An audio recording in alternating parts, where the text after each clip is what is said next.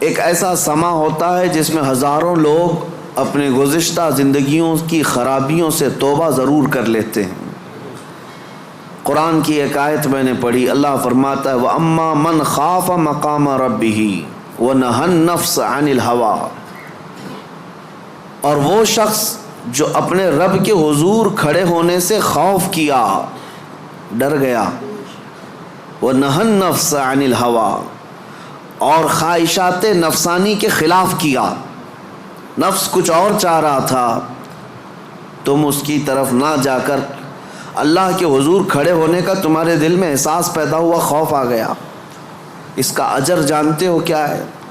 قرآن کہتا ہے فَإِنَّ الْجَنَّةَ هِيَ الْمَأْوَىٰ، تو ایسے آدمی کا ٹھکانہ تو جنت ہی ہے، اس کا ٹھکانہ سیدھے جنت ہے۔ خواہشات نفسانیہ یہ ہر ایک کو دی گئی ہیں، یہ انسان کے ساتھ ساتھ چل رہی ہیں، اسی سے جنگ ہماری پوری کنٹینیو موت تک چلتی رہتی۔ دنیا میں دوست بھی بنتے ہیں، دشمن بھی بنتے ہیں، دوست چھوٹ سکتے ہیں اور دشمن ختم بھی ہو سکتے ہیں، لیکن تمہارا نفس تمہاری موت تک ساتھ رہتا ہے، ہر گھڑی ساتھ رہتا ہے۔ وہ نفس ہمارے ساتھ ہے جس نے شیطان کو بھی گمراہ کیا۔ آپ سوچ سکتے ہیں ہر برے کام میں ہم یہ کہتے ہیں کہ شیطان نے بہکا دیا، شیطان نے بہکا دیا، یہی کہتے ہیں۔ نماز نہیں پڑھے شیطان ورغلایا، بہکایا، صبح نماز میں نہیں آئے شیطان سلا دیا۔ مجھے یہ بتاؤ آدم علیہ السلام کو سجدہ کرنے سے جو شیطان نے انکار کیا اس کو کس نے منع کیا؟ ساری دنیا کو شیطان بہکاتا ہے تو شیطان کو کون بہکایا؟ تو محدثین فرماتے ہیں یہ نفس امارہ ہے جو ہر ایک کے ساتھ ہے، یہ شیطان کو بھی ہرا سکتا ہے، وہ شیطان کو بھی شکست دیتا ہے، وہ سب کے ساتھ ہے، وہ سب کے ساتھ ہے۔ اس نفس کو، اس خواہشات کو اگر کوئی چیز دنیا میں کنٹرول کر سکتی ہے تو وہ صرف ذکر اللہ ہے، اللہ کا ذکر اسے قابو میں رکھ سکتا ہے۔ باقی اس قدر خطرناک ہے خواہشات نفسانیہ کہ بعض لوگ یہ سمجھتے ہیں کہ جوانی ختم ہونے کے بعد بڑھاپے میں کوئی خواہش نہیں ہوتی، بلکہ بہت سارے بوڑھوں کو زنا کرتے ہوئے دیکھا گیا۔ اور میرے آقا صلی اللہ علیہ وسلم فرماتے ہیں روئے زمین کے سب سے بدترین لوگ ہوں گے وہ جن کی طرف قیامت کے دن اللہ نظر بھی نہیں فرمائے گا۔ کچھ لوگوں کے بارے میں حدیث میں ہے قیامت کے دن رب تعالیٰ ان کی طرف نظر بھی نہیں فرمائے گا۔ یہ کون لوگ ہیں جو بڑھاپے میں بھی جا کر گناہ نہ چھوڑ سکے؟ اور وہ کون سے بوڑھے ہیں جو بڑھاپے میں بھی نہیں چھوٹ سکے ان سے گناہ؟ یہ وہی لوگ ہیں جو خواہشات نفسانی کے غلام تھے۔ مولا علی کرم اللہ وجہہ الکریم فرماتے ہیں اللہ نے ہر ایک کے ساتھ نفس بھی دیا، عقل بھی دیا۔ نفس کیا ہے؟ تمہارے خواہشات، اور عقل تمہیں فیصلہ کر کے بتاتی ہے۔ لیکن حضرت علی کرم اللہ وجہہ الکریم فرماتے ہیں جس کا نفس عقل پر غالب آ گیا اس آدمی سے زندگی میں کبھی خیر نہیں ہوگی، وہ کوئی صحیح فیصلہ نہیں لے سکے گا۔ جس کا نفس اس کی عقل پر غالب آ گیا، اور جس نے اپنے نفس کو ہرا دیا، شکست دیا، تو اس کی عقل اتنی پاورفل ہوتی ہے کہ وہ ہزاروں کو زیر و زبر کر سکتا ہے اور دنیا کے بڑے فیصلے لے سکتا ہے۔ جس نے اپنے نفس کو کنٹرول میں رکھا، اپنے خواہشات کو اپنے تابع رکھا، خود اس کا غلام نہیں بنا۔ میرے عزیزو، قرآن کی ایک آیت میں آپ کو بتاتا ہوں، کتنا بڑا لفظ اللہ تعالیٰ نے قرآن میں فرمایا، توجہ کتنا بڑا لفظ ہے یہ۔ ارأیت من اتخذ الہہ ہوا، اے محبوب کیا آپ نے نہیں دیکھا کچھ لوگ ایسے ہیں جنہوں نے اپنی خواہشات کو اپنا خدا بنا لیا۔ معبود، الہ کا مطلب ہے معبود، جس کی عبادت کی جائے اس کو کیا کہتے ہیں؟ معبود۔ اور قرآن کہتا ہے کچھ لوگ ایسے ہیں جنہوں نے اپنے نفس کو، اپنی خواہشات کو اپنا معبود بنا لیا۔ یہ قرآن کی آیت ہے، 2 جگہ آئی ہے۔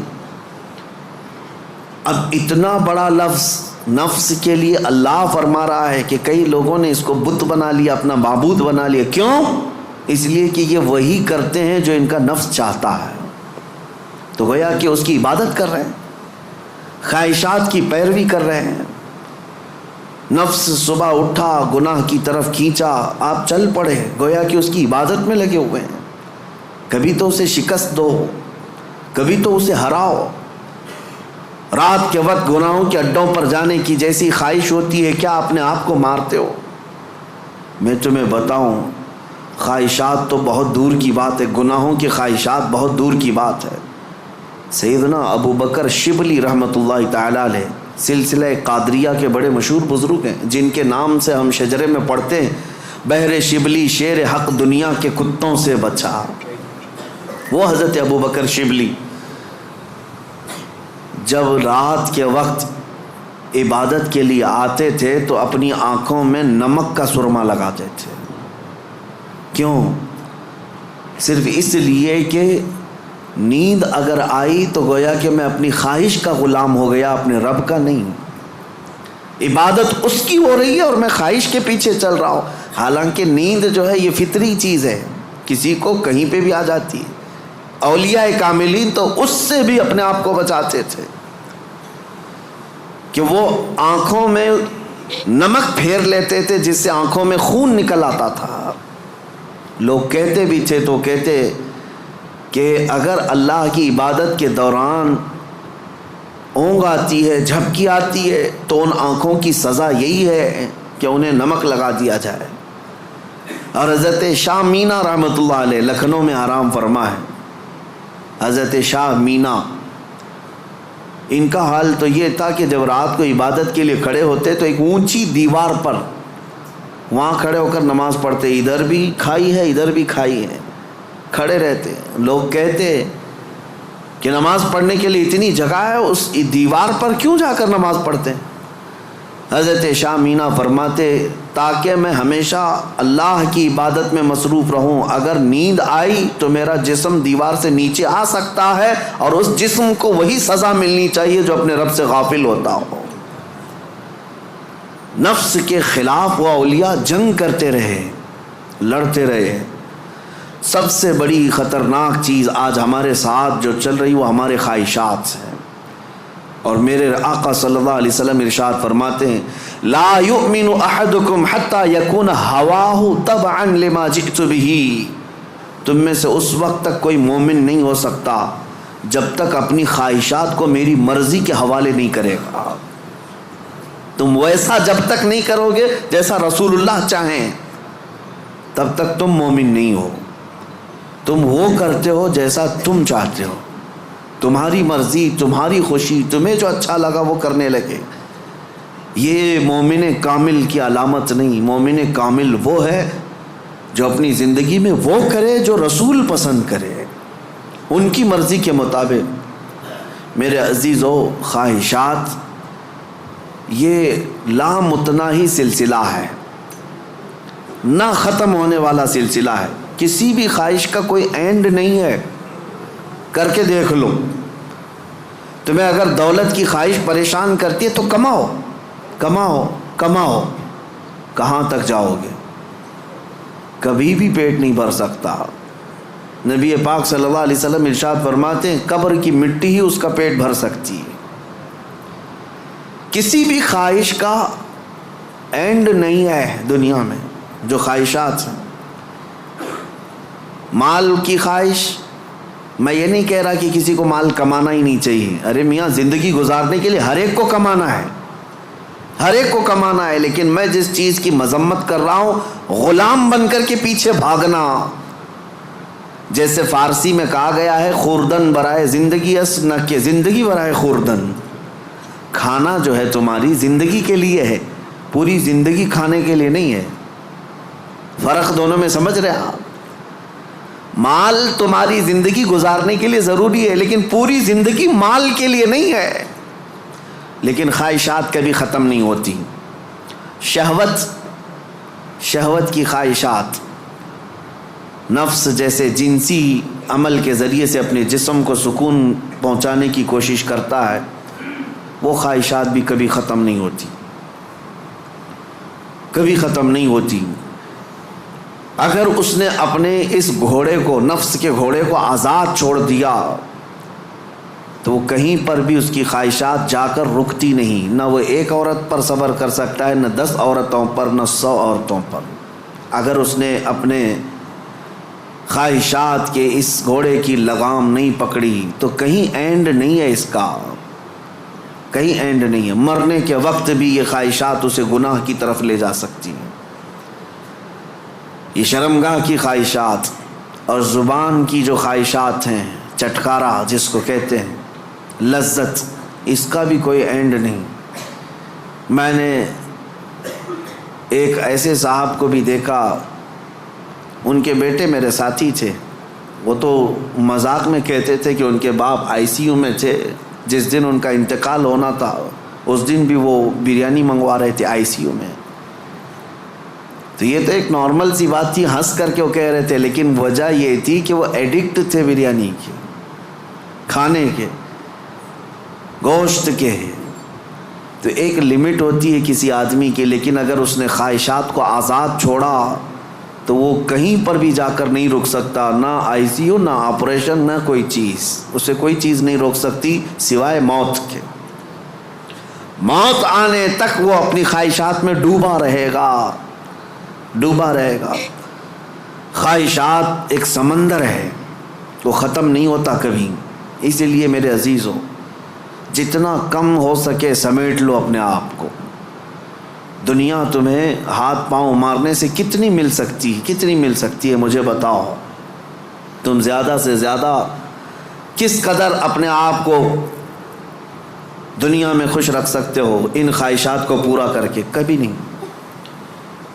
گناہوں میں یہ تمہیں ایسا برباد کر کے رکھیں گی خواہشات کہ تمہارے جسم مفلوج ہو جائیں گے۔ ایک دن موت کا وقت آئے گا، سارے درد تمہارے نکل رہے ہوں گے، دنیا سے جا رہے ہوں گے، لیکن ہزاروں داغ چھوڑ کر جا رہے ہوں گے زمین پر، اور اسی زمین میں دفن ہونا ہے۔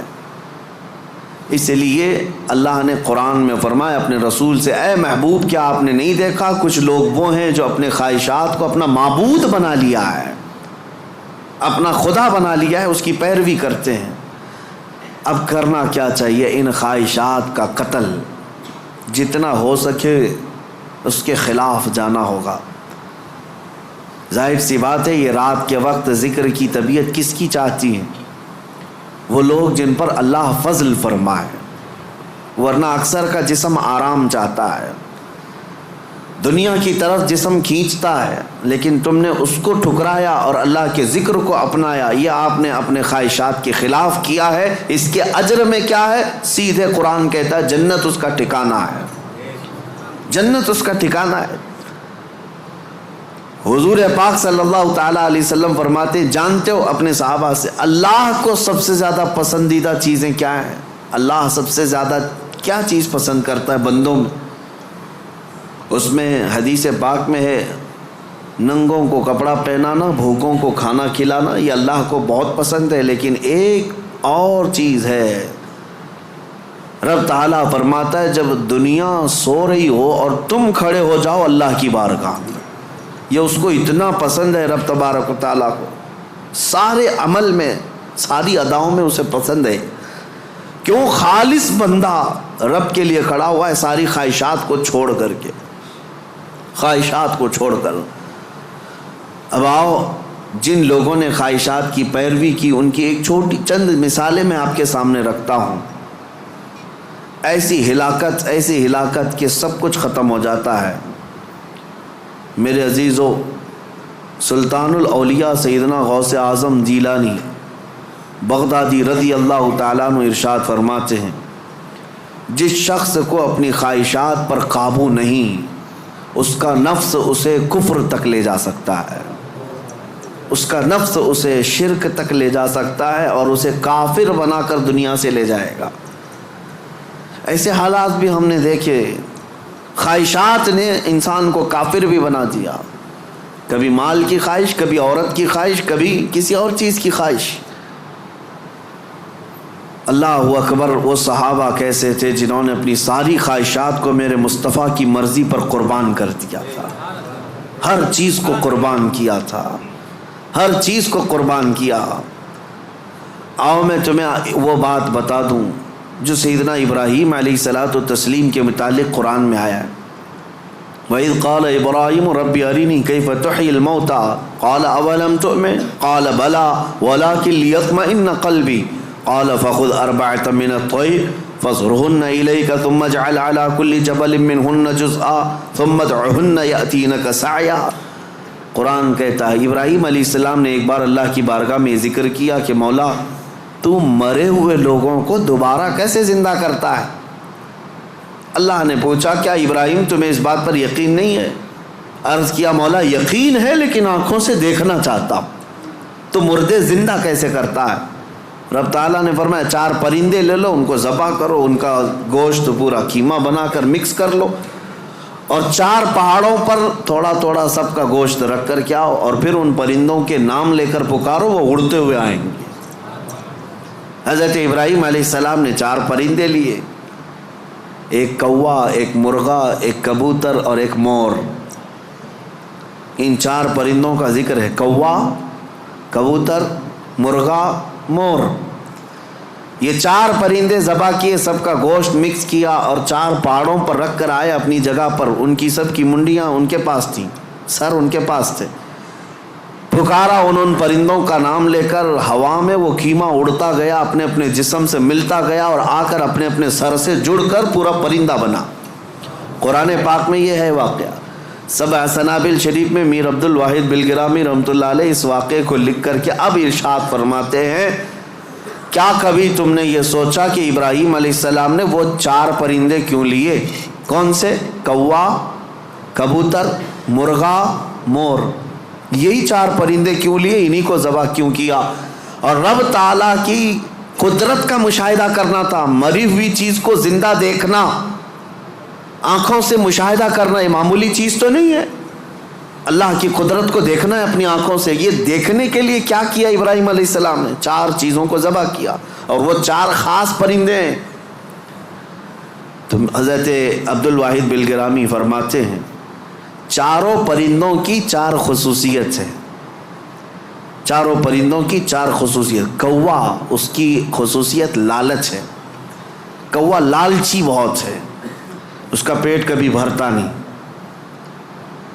کبھی پیٹ نہیں بھرتا، اس کے اندر لالچ زیادہ ہے۔ اور مرغا، مرغے کے اندر شہوت زیادہ ہے، مادہ کے لیے، اپنی عورتوں کے لیے شہوت بہت زیادہ ہے مرغے کے اندر۔ اور تیسرا کبوتر، کبوتر کے اندر دوستی کرنے کی عادت بہت ہے۔ سارے پرندوں میں جلدی دوستی یہی کرتا ہے، جلدی مانوس ہوتا ہے، فرینڈ بنانا یہ کبوتر کی عادت ہے۔ چوتھا مور، مور کو اپنی خوبصورتی دکھانے کی خواہش بہت زیادہ ہے، نمائش، دکھاوے کی عادت اس کو بہت زیادہ ہے۔ جب 4 لوگ کھڑے ہوں گے اپنے پر کھول کر کے ناچتا رہے گا، اس کی خوبصورتی دیکھو۔ اب حضرت میر عبد الواحد فرماتے ہیں 4 پرندوں کی خصوصیتیں پتہ ہے؟ کوے کی لالچ، مرغے کی شہوت، کبوتر کی دوستی اور مور کی نمائش۔ فرماتے ہیں حقیقت میں ابراہیم علیہ السلام نے جانوروں کو ذبح نہیں کیا، ان کے اندر موجود بری عادتوں کو ذبح کیا۔ ابراہیم علیہ السلام نے کوے کو نہیں لالچ کو ذبح کیا، مرغے کو نہیں شہوت کو ذبح کیا، کبوتر کو نہیں بلکہ ایرے غیرے کی دوستی کو ذبح کیا، مور کو نہیں دکھاوے کو ذبح کیا۔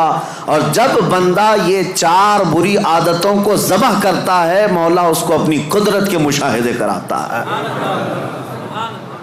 رب تبارک و تعالیٰ کی قدرت کے وہ مناظر دیکھ سکتا ہے۔ مردوں کو زندہ کیسے کیا جاتا ہے یہ دکھایا جائے گا۔ اس آیت میں ایک بہت بڑی عبرت کی بات ہے کہ اللہ کے نبی کو یہ حکم دیا گیا۔ اس طرح میرے عزیزو، اگر ہمارے اندر موجود یہ خواہشات، یہ سب کا تعلق خواہشات سے، لالچ، شہوت، دوستی، اور ریاکاری سب کا تعلق نفس سے ہے، یہ سب کا تعلق نفس سے ہے۔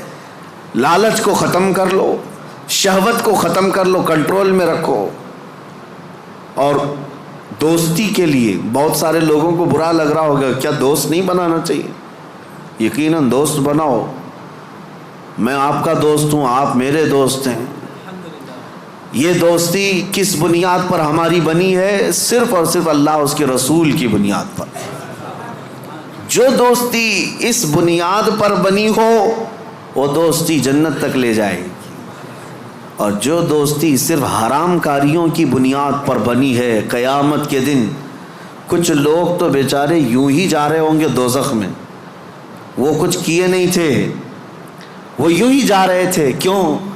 قرآن کہتا ہے وہ چلا رہے ہوں گے، یا ویلتا لیتنی لم اتخذ فلانا خلیلا، اے کاش میں فلاں کو دوست نہیں بنایا ہوتا تو اچھا ہوتا، اس نے گناہ کیا، پکڑ میری بھی ہو رہی ہے، پولیس چھاپا مارتی ہے، اور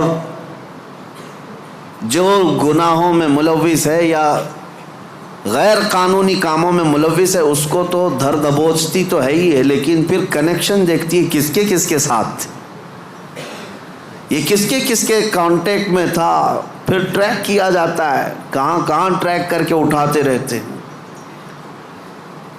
ابھی ہمارے علاقے میں 6 مہینے پہلے کچھ وائلیشن ہوا تھا، جس میں پکڑتے 150 تک کو لے کے گئے، صرف اس لیے کہ مین آروپی جو کام کیا تھا اس کو انہوں نے موبائل میں ادھر ادھر فارورڈ کیا تھا، یا صرف دیکھ کر کے اپنے پاس محفوظ کیا تھا۔ گناہ میں برابر کے شریک دنیا میں سمجھے جا رہے ہیں۔ تو دوستی میرے عزیزو یہ خواہشات پر اگر ہے تو یہ جہنم میں لے جانے والی ہے، اور ریاکاری یہ بھی بہت خطرناک چیز ہے۔ جس نے ریا کیا، دکھاوے کے لیے کوئی بھی کام کیا، قیامت کے دن سب اس کے منہ پر مار دیا جائے گا۔ اب آؤ خلاصہ میں آپ کو بتاؤں، خواہشات کو اگر کنٹرول پر نہ رکھا گیا تو سنو 2 روایتیں میں آپ کو بتاتا ہوں۔ اگر انسان اپنے خواہشات کو کنٹرول میں نہ کیا تو وہ جانور سے زیادہ ذلیل ہوتا ہے۔ یہاں تک کہ بزرگوں نے لکھا ہے کہ وہ اپنی ماں سے زنا کر سکتا ہے اور بیٹی سے بھی زنا کر سکتا ہے، اگر اس نے خواہشات کو اپنے قابو میں نہیں رکھا۔ وہ سب کچھ کر سکتا ہے، اور ہوا ہے دنیا میں اور ہو بھی رہا ہے۔ یہ ہمارے لیے حیرت کی بات ہے، تعجب کی بات ہے، اس لیے کہ ڈر لگتا ہے، لیکن بے شمار ایسے معاملات موجود ہیں میاں، یہ تو ہم معاذ اللہ نعوذ باللہ پڑھ رہے ہیں اس بری خبر کو سن کر، تمہیں حیرت ہوگی۔ کچھ ایسے لوگ ہیں جو کورٹ میں آئے ہیں بھائی بہن شادی کرنے کے لیے، اجازت مانگنے کے لیے، سگے بھائی اور بہن۔ اور اتنا ہی نہیں بلکہ عرب ممالک میں خود ہو کر کے آیا، کئی گھروں کے اندر یہ بے حیائیاں موجود ہیں۔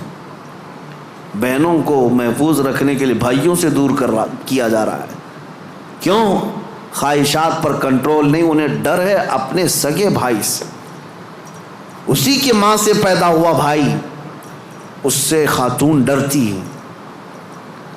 یہ ان علاقوں میں نے دیکھا ہے، ان علاقوں میں، اگر میری بات غلط ہو تو مجھے بتانا ہو۔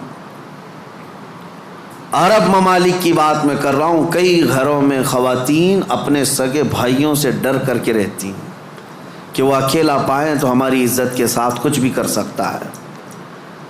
اللہ کی پناہ، یہ کب ہوتا ہے؟ جب خواہشات کے گھوڑے کو آزاد کر دیا جائے۔ یہ کبھی قابو میں نہیں آئے گا، یہ کبھی قابو میں نہیں آئے گا۔ اس کو قابو میں کرنے کے لیے دنیا کی طاقتیں، کوئی انجیکشن اور ٹیبلٹ نہیں، اس کو صرف اور صرف اللہ کا ذکر کنٹرول میں لا سکتا ہے، قابو میں لا سکتا ہے۔ جب تم اللہ کے ذکر میں شامل ہو جاؤ یا خود سے کرو، نفس اپنے خواہشات سے باہر نکلتا ہے اور تمہارے دل کے اندر ایک قرار اور سکون آتا ہے۔ تم توبہ بار بار کرتے رہو گے اور اس سب سے نکلنے کی بار بار خواہش کرتے رہو گے، اور اس کو چھوڑ دو، دیکھو کتنے خواہشات جنم لیتے ہیں، کتنے خواہشات جنم لیتے ہیں۔ اسی لیے نبی پاک صلی اللہ تعالیٰ علیہ وسلم نے ارشاد فرمایا، خواہشات انسان کو کہاں لے جاتی ہیں؟ شاید ایک 7-8 سال پہلے کی بات ہے. مہاراشٹر کا ایک علاقہ ہے, ایک شہر ہے, بڑا مشہور شہر ہے. اب چونکہ مجھے کچھ بھی بولنا مشکل ہے, ساری چیزیں وائرل ہوتی ہیں. کوئی بھی اس جگہ کے لوگ اس کو غلط انداز میں نہ محسوس کریں. پہلے میں ہر چیز آپ کے سامنے ظاہر کرتا بولتا تھا. ایک شہر ہے, میں نے باضابطہ وہاں کی رپورٹ دیکھی تھی, آج بھی میرے ذہن میں وہ گونجتی ہے. 4 عورتیں, مسلمان عورتیں تھیں, قبرستان میں رات کے وقت جایا کرتی تھی. یہ بات تو لوگوں کو معلوم ہونے لگی. بعد میں کچھ لوگوں نے ان کا پیچھا کیا کہ آخر یہ کیوں جا رہی ہیں. تو ایک دن کچھ لوگوں نے جا کر کے دیکھا تو قبر کو کھود کر کے اس کے اندر اترتی ہیں اور پورے کپڑے اتارتی ہیں, ننگی ہو کر اپنا پخانہ ایک دوسرے کا کھاتی. نعوذ باللہ من ذالک. یہ کتنا گھناؤنا عمل ہے, بولنے میں 1000 بار شرم آئے. کیوں؟ یہ پکڑا گیا اور پوچھا گیا آخر کوئی جانور بھی تو نہیں کرتا ایسا. تو پکڑ کر کے تفتیش کرنے کے بعد پتہ چلا کہ ان کی خواہش تھی کہ وہ سفلی عمل پر قبضہ حاصل کر لیں, سفلی عمل پر, جادو پر کنٹرول حاصل کرنے کے لیے وہ چاہتی ہیں کہ یہ عمل کیا جائے. ان کو کسی بابا نے بتایا جتنا یہ گندا عمل کرو گے اتنا تم پاورفل جادوگر بن سکتے ہو. یہ خواہشات ہیں, یہ خواہشات ہیں. تم صرف اور صرف لوگوں میں اپنا تھوڑا سا رتبہ بڑھانے کے لیے سحر, سفلی اور جادو کے طریقے کو اپنانے کی کوشش کرتے رہے, اور وہ حاصل کرنے کے لیے کتنا گرے. اور ممبئی شہر کا ایک محلہ ہے, یہاں پر بھی یہ خبر میرے پاس جو آئی اس کے افراد آج بھی موجود ہیں. یہ خواہشات ہیں. ایک بابا کو سفلی عمل کے اندر مہارت حاصل کرنے کے لیے روزانہ بستر پر خنزیر کو ساتھ سلانا پڑتا ہے. یہ اس سے بڑا عذاب کیا ہے جو دنیا میں تو خود جھیل رہا ہے. لیکن میں اس کا دوسرا رخ یہ بتاتا ہوں کہ اگر خواہشات پر کنٹرول نہیں تو انسان جانور سے زیادہ ذلیل ہوتا ہے, بہت گرتا ہے. ایسے بھیانک کام اس سے صادر ہوتے ہیں جو ہمارے وہم و گمان میں بھی نہیں آتے, سوچ میں بھی نہیں آتے. یہ نفس کا گھوڑا بہت تیز دوڑتا ہے. اس کو عقل پر غالب آنے نہ دینا کبھی. ان خواہشات کو اپنے دل پر یا اپنی عقل پر غالب آنے ہرگز نہ دینا, ورنہ اتنے بھیانک کام یہ کروا جاتا ہے. اللہ اکبر, اللہ اکبر. مدینہ طیبہ کے متعلق امام غزالی رحمۃ اللہ علیہ نے لکھا ہے کہ ایک شخص ایسا تھا جو لوگوں کے دفن ہونے کے بعد قبر کھود کر کے ان کے کفن چراتا تھا اور پھر اس کو بازار میں بیچتا تھا. لیکن ایک بار اس نے ایک خاتون کے قبر کو کھودا اور کفن چرایا, اس کی نیت خراب ہوئی, مردے کے ساتھ اس نے بدکاری کیا. نعوذ باللہ من ذالک. میں یہ باتیں کیوں کہہ رہا ہوں؟ یہ گناہ ضرور ہیں, بولنے میں مجھے بھی جھجک تو آ رہی ہے. دیکھیں جھریاں آ رہی ہیں جسم کے اندر, رونگٹے کھڑے ہو رہے ہیں, لیکن صرف اس لیے بتا رہا ہوں کہ ہم ایک مردے کو دیکھ کر کے سسک جاتے ہیں, سہم جاتے ہیں کہ کسی کی موت پر انسان کا جسم بے قابو رہتا ہے, غمگین رہتا ہے.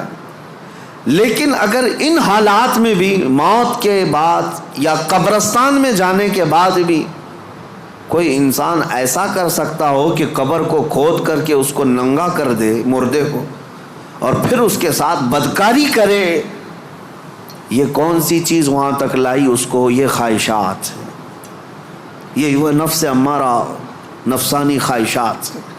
اسی لیے مولا علی کرم اللہ وجہہ الکریم نے فرمایا جس کی خواہشات, جس کا نفس اس کی عقل پر غالب آ گیا, زندگی بھر اس سے کوئی خیر صادر نہیں ہوگا, کوئی اچھا کام اس سے نہیں نکل پائے گا. اپنی عقل پر ان خواہشات کو غالب آنے ہرگز مت دینا. ہم نے دیکھا ہے یہ تمام معاملات تجربے کے طور پر. میں آج آپ کے سامنے یہ ذکر کر رہا ہوں کیونکہ آج علاج کا دن ہے. آج علاج کا دن ہے ہمارے. جو زخم لگے ہوئے ہیں ایک بار رحمان کو پکارو وہ سب زخم بھر جائیں گے. آج کی یہ مجلس علاج کی مجلس ہے کہ تم اللہ رب العزت کو آج پکارو گے تمہارے زخم بھر جائیں گے. اور اسی لیے میں بارہا کہتا بھی ہوں ذکر کی مجالس میں شرکت کرو.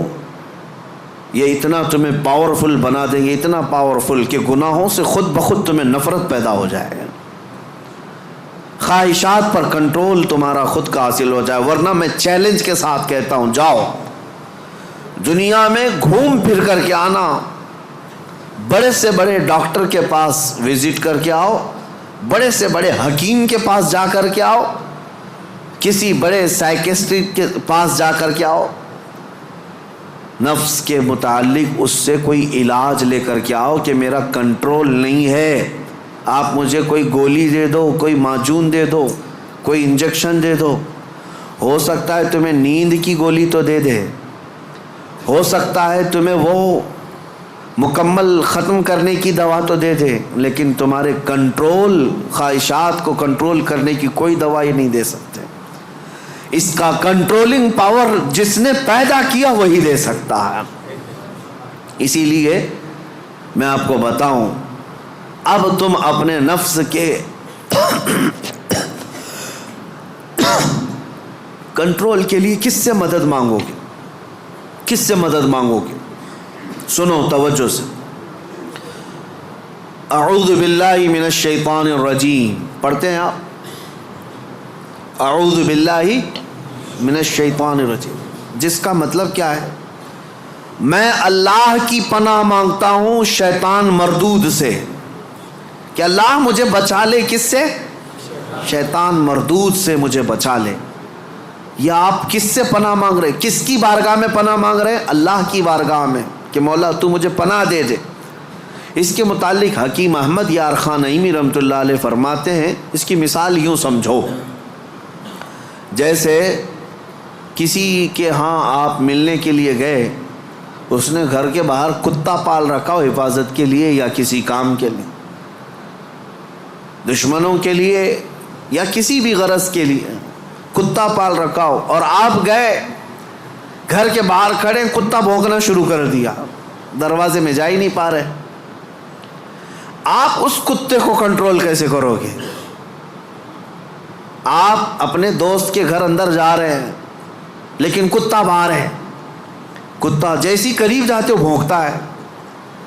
اب آپ دروازے کے اندر جانا چاہتے ہیں تو اس کتے پر کنٹرول کیسے پاؤ گے؟ رسی ڈالو گے, اسے پتھر مارو گے, جتنا مارو گے اتنا اچھل کود کرے گا. اس کا سیدھا سا طریقہ یہ ہے, جس کا کتا ہے اسے بلاؤ. حکیم احمد یار خان نعیمی رحمۃ اللہ علیہ فرماتے اسی کو پکارو, بھائی ذرا باہر تو آ جاؤ. اور وہ جب آئے گا, مالک کو کتا اچھی طرح پہچانتا ہے, وہ اس کو کنٹرول میں کر دے گا. اس کو تھوڑا سا اپنی آواز میں ہٹا دے, سائڈ میں, کتا ہٹ جائے گا, دروازہ کھلا ہے, آ جاؤ. دوست اپنے دوست سے ملاقات کر لے گا, لیکن اس بیچ والے کتے کے کنٹرولنگ کے لیے کتے کے مالک کو ہی پکارنا ہوگا. اسی لیے حکیم احمد یار خان نعیمی رحمۃ اللہ علیہ فرماتے ہیں نفس ایک کتا ہے جو تمہیں تمہارے رب کے دروازے پر جانے سے پہلے بھونکتا ہے, دروازے میں کھڑا ہو جاتا ہے, نہیں جانا مسجد, نہیں جانا اس ذکر پر, نہیں جانا ان محافل میں.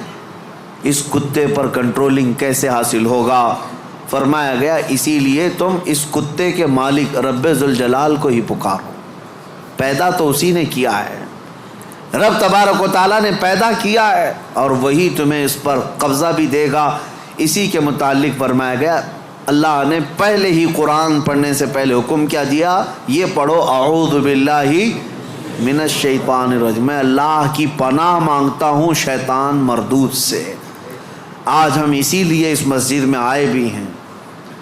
میں نے نفس کے متعلق جو باتیں ذکر کی, یقیناً نفس نے بہتوں کو اندھا کر دیا, بہتوں کو برباد کیا, بہتوں کو گمراہ کیا, کئی کو کافر کیا.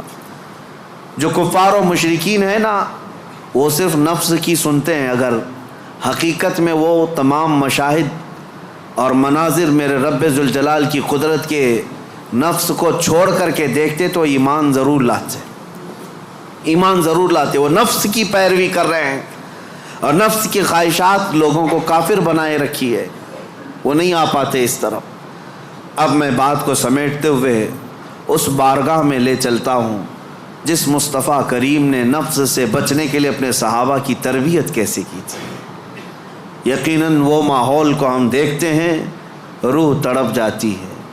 سیدنا ابو بکر صدیق رضی اللہ تعالیٰ، اللہ اکبر، وقت کے خلیفہ ہیں، حضور پاک صلی اللہ علیہ وسلم کے بعد خلافت کے تخت پر، لیکن اپنے نفس کے خلاف کرنے کے لیے، خواہشات کے خلاف جانے کے لیے، کھانے پر کنٹرول، سونے پر کنٹرول، ہر چیز پر کنٹرول۔ اتنی غربت کا ماحول تھا کہ سارے صحابہ نے بیٹھ کر کے مشورہ کیا کہ خلیفہ کا کوئی وظیفہ جاری کریں، تنخواہ، ورنہ وہ بھوکے رہ جائیں گے۔ تو بیت المال سے ان کا وظیفہ جاری کیا گیا۔ اتنا تھا وظیفہ کہ اس سے ان کا صرف مہینے بھر کا گھر چلتا تھا، باقی کچھ بھی نہیں آتا تھا۔ ایک دن ان کی بیوی نے کہا کہ خلافت کے کاموں سے تھک جاتے ہو، کبھی گھی روٹی بھی تو کھا لیا کرو، کبھی گھی کھا لو، کبھی روٹی کھا لو، شہد کھا لو۔ حضرت ابوبکر صدیق نے کیا کہا جانتے ہیں؟ اتنے پیسے کہاں ہیں کہ گھی اور شہد خرید سکوں؟ کون؟ خلیفۃ المسلمین۔ تو ان کی بیوی کہتی ہیں آپ مت گھبرائیں، میرے پاس ہے، میں دیتی ہوں، جائیے آپ گھی اور شہد خرید لائیے۔ کہا تمہارے پاس ہیں، لاؤ۔ بیوی لے آئی، ایک پوٹلی میں پیسے جمع تھے۔ کہا یہ لیجیے، آپ بازار جائیے، گھی اور شہد خرید لائیے۔ حضرت ابوبکر صدیق نے پوچھا اتنے پیسے تیرے پاس کہاں سے آئے؟ تو ان کی اہلیہ نے کہا جو ماہانہ وظیفہ آپ کا آتا ہے، تنخواہ آتی ہے، مہینہ بھر کا خرچہ چلاتی ہوں، تھوڑا تھوڑا بچا کر کے رکھتی ہوں کہ برے وقت میں کام آ جائے۔ حضرت ابوبکر صدیق نے وہ پوری پوٹلی اٹھائی اور لے جا کر کے بیت المال میں جمع کیا اور کہا یہ میری ضرورت سے زیادہ آتا ہے، اسی لیے میرے گھر میں بچ جا رہا ہے، آج سے میرا وظیفہ کم کر دو۔ خواہشات کے خلاف کھڑے ہونے والوں میں پوری دنیا میں اگر کوئی مثال ہے تو صرف رسول اللہ کے صحابہ کی مثال ہے، صرف رسول اللہ کے صحابہ۔ ایک حضرت نعمان بن مقرن ہے، ایک بادشاہ کے دربار میں گئے، حضور کی طرف سے سفیر بن کر کے گئے تھے، قاصد۔ تو بادشاہ کو جب پتہ چلا شاہ عرب مصطفیٰ کریم صلی اللہ علیہ وسلم کا ایک قاصد آ رہا ہے، اس نے سونے کی کرسی لگا دی اور ریشم کا قالین بچھایا۔ میرے عزیز و صحابہ، حضور کے ساتھ ہوتے تو وفاداری، حضور اگر دور ہوتے تو بھی وفاداری۔ اس مجمع میں گئے جہاں پورے کے پورے اغیار ہیں، کوئی مسلمان نہیں تھا، تو اپنی تلوار سے وہ قالین پھاڑتے ہوئے چلے گئے، ہٹا دیا، اور کرسی جو سونے کی تھی اس کو پاؤں سے مار کر گرا دیا، کہا میرے لیے عام سی کرسی لاؤ۔ تو بادشاہ کہنے لگا اب تک میں نے اتنا شاندار رسپیکٹ استقبال کسی کا نہیں کیا جتنا ان کا کیا، کتنا غرور ہے تمہیں، کتنا تکبر ہے۔ حضرت نعمان نے کہا غرور و تکبر ہم میں نہیں تم میں ہے، غرور و تکبر کی وجہ سے نہیں۔ میرے مصطفیٰ کریم صلی اللہ علیہ وسلم نے فرمایا ریشم کا استعمال مرد کے لیے حرام ہے، سونے کا استعمال مرد کے لیے حرام ہے، اور جو میرے مصطفیٰ نے حرام فرمایا پوری دنیا میرے پاس لا کر رکھو، میں ٹھوکر ماروں گا۔ یہ ہے خواہشات کے خلاف کھڑا ہونا۔ ورنہ ہوتا کیا ہے، دنیا نہیں دیکھ رہی، ہمارا ماحول نہیں ہے، چلو کمپرومائز کر لو، آج یہاں مل رہا ہے۔ کچھ لوگ تو یہی سوچ کر کے ایسی محفلوں میں جا کر بیٹھتے ہیں جن محفلوں میں بیٹھنا ایک غلام رسول کو کبھی زیب نہیں دیتا۔ شرابیوں کی محفل میں بیٹھ گئے، کبابیوں کی محفل میں بیٹھ گئے، تمہارا کام نہ اصلاح کا ہے نہ تبلیغ کا ہے، پھر بھی جا کر کے ایسوں کے درمیان بیٹھ گئے۔ کیوں؟ کوئی دیکھ تھوڑی نہ رہا ہے، کوئی دیکھ تھوڑی نہ رہا ہے۔ اور کبھی کن کفار و مشرکین کے بیچوں بیچ بیٹھ گئے گپیں لگاتے ہوئے، اور پھر یہ سوچتے کوئی دیکھ تھوڑی نہ رہا ہے۔ بیٹھا تو بیٹھا لیکن ان کی حرکتیں بھی کرنے لگ گئے۔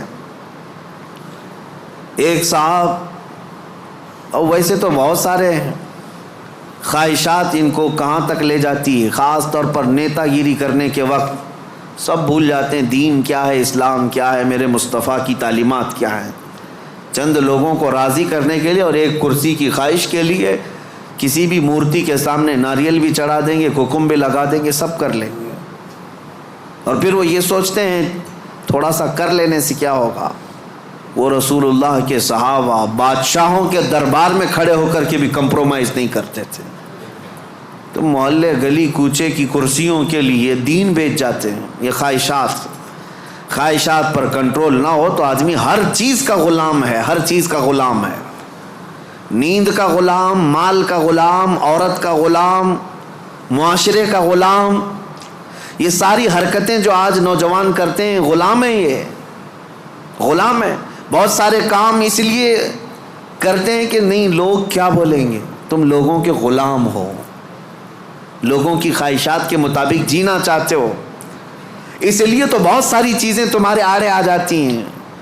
میں داڑھی رکھ لوں گا لوگ کیا بولیں گے، ٹوپی پہنوں گا لوگ کیا بولیں گے، میں علماء کے ساتھ بیٹھوں گا لوگ کیا بولیں گے، لوگ کیا بولیں گے۔ تم لوگوں کے لیے جی رہے ہو، غلام ہو۔ کئی ایسے ہیں جن کی غلامی کبھی ختم نہیں ہوتی، تم اللہ اس کے رسول کے لیے جیو۔ ان خواہشات سے باہر نکل آؤ، ان خواہشات سے باہر نکل آؤ۔ عزیزان گرامی وقار، ان خواہشات کو ختم کرنے کے لیے اگر کوئی سب سے پاورفل علاج ہے تو وہی میں نے کہا اللہ کا ذکر ہے۔ اللہ کا ذکر، قرآن کہتا الا بذکر اللہ تطمئن القلوب، آگاہ ہو جاؤ اللہ کے ذکر سے دلوں کو سکون ملتا ہے۔ یہ میرا رب قرآن میں فرماتا ہے، اللہ کے ذکر سے دلوں کو سکون ملتا ہے۔ عزیزان گرامی وقار، زیادہ دنوں تک اپنے دل کو آوارہ مت رکھو، اپنے جسم کو آوارہ مت رکھو۔ مسجدوں میں آ جایا کرو، جمعہ میں بھی اس وقت تم پہنچتے ہو جب رکعت باندھ رہے ہوتے امام، تھوڑی دیر پہلے آ جایا کرو مسجدوں میں۔ خطبہ عربی میں سنتے ہیں تو دل پر وہ بات لگتی جاتی ہے، اگرچہ تمہیں سمجھ میں نہیں آتی لیکن میل دھلتا جاتا ہے۔ جمعہ میں بھی تاخیر سے آتے ہو اور پھر سلام پھیرنے کے بعد بھاگ جاتے ہو، تھوڑی دیر کھڑے ہو جاؤ، میرے مصطفیٰ کی بارگاہ میں سلام تو پیش کر لو۔ جب کھڑے ہو جاؤ گے سلام کے لیے، یقیناً رسول اللہ تمہیں تمہارے باپ کے نام سے پہچانتے ہیں۔ تمہاری طرف سے سلام آ رہا ہے تو کیا میرے مصطفیٰ جواب نہیں دیں گے؟ ادھر سے اگر جواب آیا تمہارے سلام کا تو یقیناً تمہارے دل کی صفائی ہے اس میں۔ ان محفلوں سے کب تک تم بھاگتے رہو گے؟ مسجدوں میں کبھی وقت سے پہلے آ جاؤ۔ حضور پاک صلی اللہ علیہ وسلم نے ایک چیز بیان فرمائی، وہ میں آپ کے سامنے رکھتا ہوں۔ منافق اور مومن کی پہچاننے کا طریقہ کیا ہے؟ حضور فرماتے ہیں منافق مسجد میں سب سے لیٹ آتا ہے اور سب سے جلدی بھاگتا ہے، مسجد میں سب سے تاخیر سے آتا ہے اور سب سے جلدی بھاگ جاتا ہے۔ اسی لیے مجھے ڈر لگتا ہے، آپ کو بھی خوف ہونا چاہیے کہ منافقوں کی فہرست میں ہمارا نام نہ آ جائے۔ دیکھتے رہتے ہیں ابھی ٹائم ہے، ابھی ٹائم ہے، ابھی ٹائم ہے، لاسٹ مومنٹ پر پہنچیں گے اور پھر ادھر ختم ہوتے ہی بہت سب سے پہلے بھاگیں گے۔ حدیث پاک میں ہے منافق کی علامت ہے۔ اور پھر دوسری علامت منافق کی کیا ہے؟ حضور فرماتے ہیں بازار میں بہت جلدی جاتا ہے اور بہت دیر کے بعد بازار سے نکلتا ہے، کافی دیر تک شاپنگ مال میں وقت گزارے گا، اس کا دل لگتا ہے وہاں پر، مارکیٹ میں شاپنگ مال میں گھومتا رہے گا، بہت جلدی مارکیٹ میں جائے گا اور بہت دیر سے نکلے گا۔ میرے عزیزو، یہ منافق کی پہچان اور دل کالا ہونے کی علامت، اور مومن کی پہچان میرے آقا فرماتے ہیں مسجد میں جلدی آتا ہے اور دیر سے جاتا ہے، بازار میں صرف اپنے کام کے حد تک جاتا ہے اور فوراً وہاں سے بھاگ جاتا ہے۔ مومن کی پہچان ہے۔ اس لیے میری یہ نصیحت ہے نوجوانوں کو کہ یہ ذکر کی مجلس قائم کرو، زیادہ دیر تک اپنے دل کو آزاد مت چھوڑو، زیادہ دیر تک دل کو آزاد مت چھوڑو، ورنہ یہ خواہشات تمہیں بہت دور تک لے جائیں گی۔ دل بوجھل ہو جائے گا، دل سخت ہو جائے گا، دل کالا ہو جائے گا۔ دیکھنا زمانہ ہو گیا آنکھیں روتی نہیں آج اللہ کی یاد میں، رب تبارک و تعالیٰ کی یاد میں روتے ہو کبھی؟ دل سخت ہو گیا ہے۔ حضور پاک صلی اللہ علیہ وسلم کی جدائی اور ان کی دوری کبھی تمہیں رلاتی ہے؟ موت آنے والی ہے، کیا وہ قبر کی سختیاں اور اس کی تنہائیاں تمہیں کبھی رلاتی ہیں؟ سوچ کے روتے ہو کہ کیا ہوگا میری قبر میں، جب مجھے ٹائٹ باندھ کر کے لوگ چھوڑ کر چلے جائیں گے؟ کیا ہوگا میرے ساتھ جب اوپر نظریں اٹھاؤں گا تو تختیاں بند نظر آئیں گی، گھٹن محسوس ہوگی قبر میں؟ کیا ہوگا؟ اس یاد سے کبھی آنکھیں روتی ہیں؟ یہ کیوں نہیں رو رہی؟ بہت دن تک تم نے دل کو آزاد چھوڑ دیا، بہت دنوں تک خواہشات کے پیچھے چلتے رہے، گھنٹوں تم موبائل میں بیٹھے رہے، گھنٹوں تم ٹیلی ویژن کے سامنے بیٹھے رہے، گھنٹوں تم میچ میں میدان میں گھومتے رہے، گھنٹوں شاپنگ بھی کرتے رہے، گھنٹوں لوگوں کے ساتھ گپیں بھی لگاتے رہے، لیکن اپنے رب کے حضور نہ کبھی بات کرنے کی فرصت ملی، نہ اس سے دعا کرنے کی فرصت ملی۔ تمہیں پتہ ہے دنیا والے مانگنے سے ناراض ہوتے ہیں، اور حدیث پاک میں ہے اگر بندہ مسجد میں آیا اور اللہ کی بارگاہ میں دعا نہ کر کے گیا، اللہ اس سے ناراض ہوتا ہے کہ مجھ سے مانگتا تک نہیں اب یہ بندہ، تمہارا مانگنا اسے پسند ہے پھر بھی تم مسجد میں نہیں ہو۔ یہ خواہشات ہیں جو تمہیں یہاں سے بھگا کر لے جاتی ہیں، تم گھنٹوں دنیا کے لیے گزار لیتے ہو۔ میرے عزیزوں بدل لو اس ذکر کی مجلس میں اللہ کی بارگاہ میں یہ دعا گو بھی ہوں کہ آج شاید اس سے قبل بھی یہاں پر ایک بار ذکر کی مجلس ہم سجائے تھے، بہت پہلے میں یہاں آیا تو ہوں، بیان ہوا ہے، ذکر کا مجھے یاد نہیں، اگر نہیں ہوئی تھی تو شاید یہ پہلی مجلس ہے، اور اللہ اس کو ہمیشہ قائم فرمائے۔ میں رہوں یا نہ رہوں، ذمہ داروں سے گزارش ہے کہ اس مجلس ذکر کو اس نیت سے قائم رکھو کہ ہزاروں دلوں کے سکون کا ذریعہ ہے، ہزاروں دلوں کے سکون کا ذریعہ ہے۔ میرے عزیزوں بڑے بڑے کروڑ پتی لوگ آج آشرم جاتے ہیں، 2 دن 3 دن کی چھٹیاں لے کر اپنے پنڈتوں کے چپلوں میں بیٹھتے ہیں، وہ یہ چاہتے ہیں کہ دنیا کی ہمہ ہمی سے نکل کر کے کسی آشرم میں بیٹھے۔ ان کے دلوں کا قرار اور سکون کہاں ہے؟ کفر میں اور شرک میں۔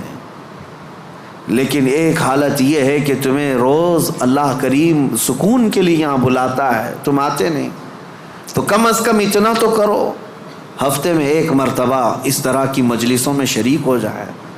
دنیا کو ایک طرف رکھیں گے، مصروفیات روز ہیں، کام کاج روز ہیں، رشتہ داروں سے ملنا روز ہے، میٹنگیں چلتی رہیں گی، کبھی ختم نہیں ہوتی، لیکن کبھی تو ایک دن سٹاپ کر کے یہ سوچیں کہ آج میرے رب سے ملاقات کی رات ہے، آج کا یہ ٹائم صرف اور صرف میرے رحمان خدا سے بات کرنے کا وقت ہے۔ اس لیے تو ان مجلسوں میں آ جایا کرو۔ ایک وقت آئے گا کہ جب تمہاری آنکھوں میں نور اور دل میں سرور ضرور داخل ہوگا، اس طرف آپ توجہ ضرور دیں، ورنہ آزاد چھوڑے رہیں گے تو یہ آزاد گھوڑا ہر میدان میں دوڑائے گا، نفس کا گھوڑا ہر میدان میں دوڑائے گا۔ اس کو اتنا آزاد نہ رکھو، اس کو لگام دو، اور اس کے لگام کی رسی میرے مصطفیٰ کے قدموں میں ڈال کر رکھو کہ نفس کو اب جہاں جانا ہے۔ اب آپ سوچ سکتے ہیں رسول اللہ جو سید الانبیاء ہیں، سارے نبیوں کے سردار، وہ دعا کرتے تھے، کیا دعا کرتے تھے؟ اللہم لا تکلنی الی نفسی طرفۃ عین، اے اللہ میرے نفس کو میرے حوالے 1 منٹ کے لیے بھی مت دینا، تو اپنی حفاظت میں رکھ۔ رسول اللہ کا کون سا نفس تھا؟ میرے آقا کا کیسا نفس ہے؟ کیا کبھی آپ نے حدیث میں کسی روایت میں سنا کہ حضور نے نفس کی یا خواہشات کی پیروی کی؟ کبھی نہیں میرے عزیزوں۔ جو پتھر کا تکیہ رکھنے والے، چھال کے بستر پر سونے والے، پیٹ پر پتھر باندھنے والے رسول، کیا کبھی نفس کی غلامی کی؟ نہیں۔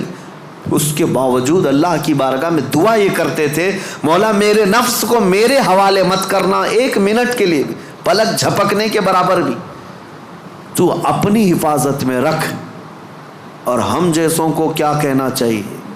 اگر ہم اپنے نفس کی حفاظت اللہ کے حوالے نہ کریں تب تو یہ اتنی تباہی مچائے گا، اتنی تباہی مچائے گا، سوچ بھی نہیں سکتے۔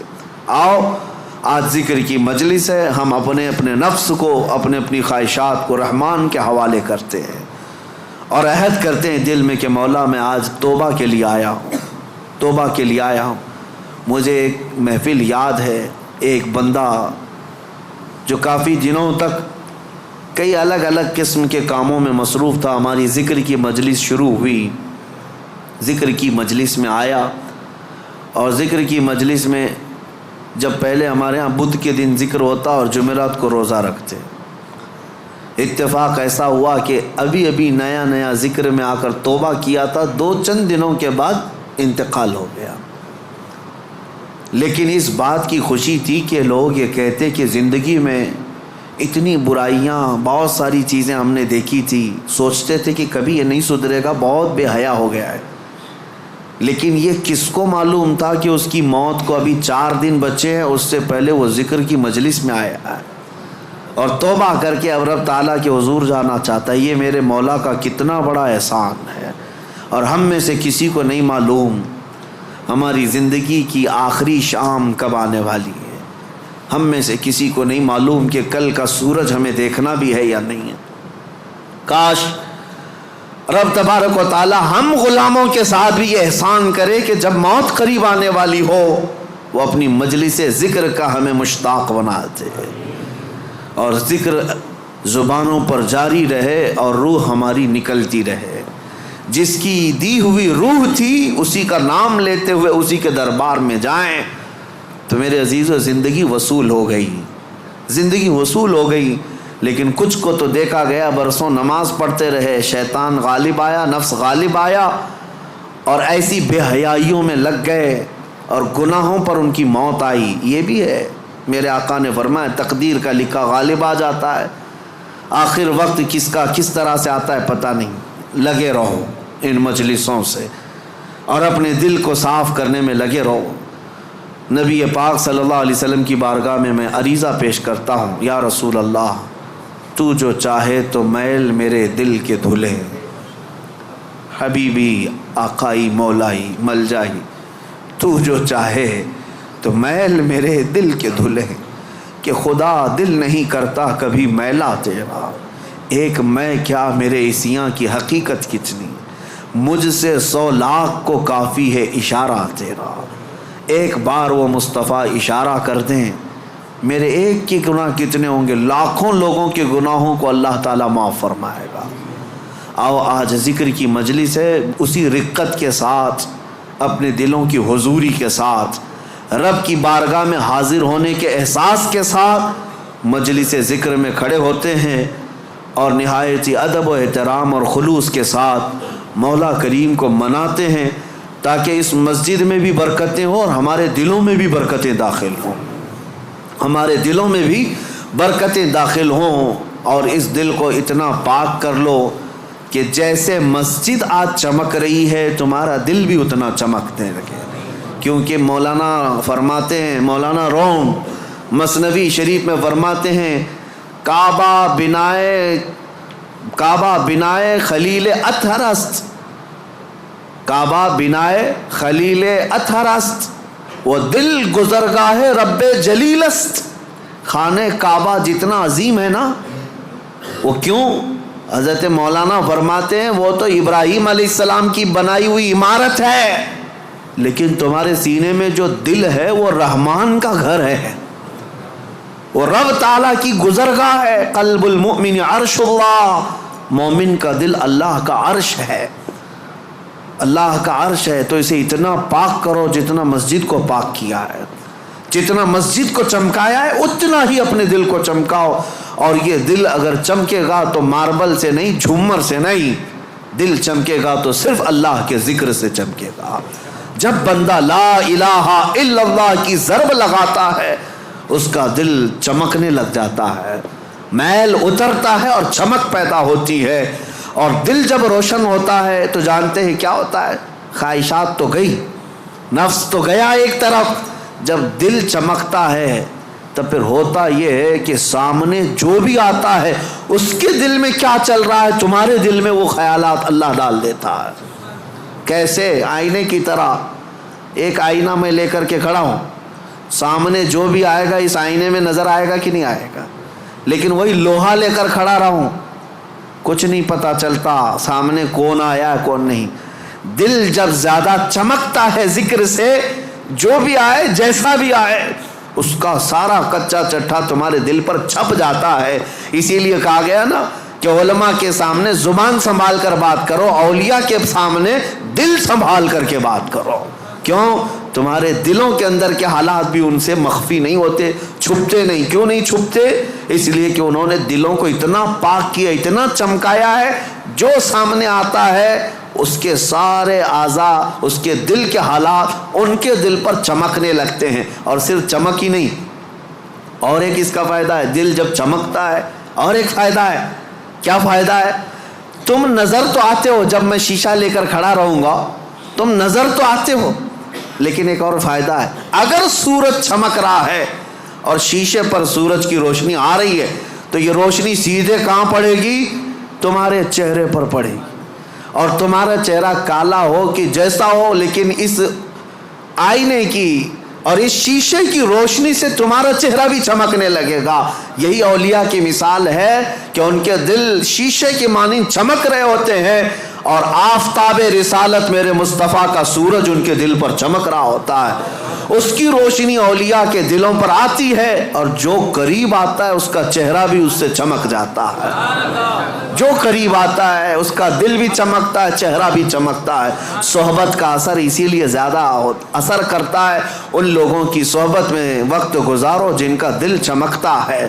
اور اخیر میں اب دل کے چمکانے کے لیے دعا اعلیٰ حضرت نے ہمیں یہی سکھائی، بارگاہ مصطفیٰ میں چمک تجھ سے پاتے ہیں سب پانے والے، میرا دل بھی چمکا دے چمکانے والے، برستا نہیں دیکھ کر ابر رحمت، بدوں پر بھی برسا دے برسانے والے۔